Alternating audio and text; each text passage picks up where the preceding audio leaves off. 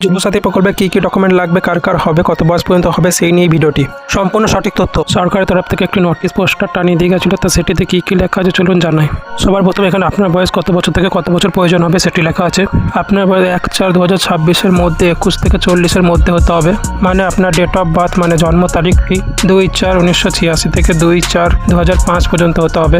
তারপর লেখা আছে আপনার যে যে ডকুমেন্টগুলি লাগবে সেগুলো জেরক্স করে আপনাকে জমা দিতে হবে। আর ফর্মটি ফিল আপ করার সময় আপনাকে বড় হাতে মানে ক্যাপিটাল লেটারে লিখে জমা দিতে হবে। এখানে আপনাকে 7 রকমের ডকুমেন্টের প্রয়োজন হবে। এখানে প্রথমেই আপনাকে মাধ্যমিক পাস অ্যাডমিট কার্ড বা সার্টিফিকেট লাগবে।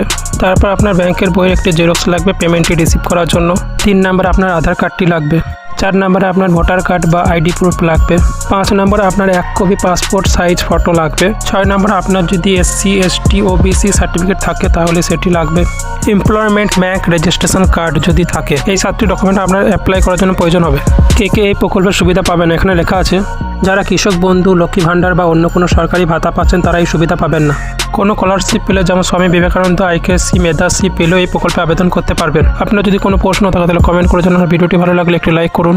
আরও এমন নতুন নতুন তথ্য পাওয়ার জন্য চ্যানেলটি সাবস্ক্রাইব করে পাশে থাকুন।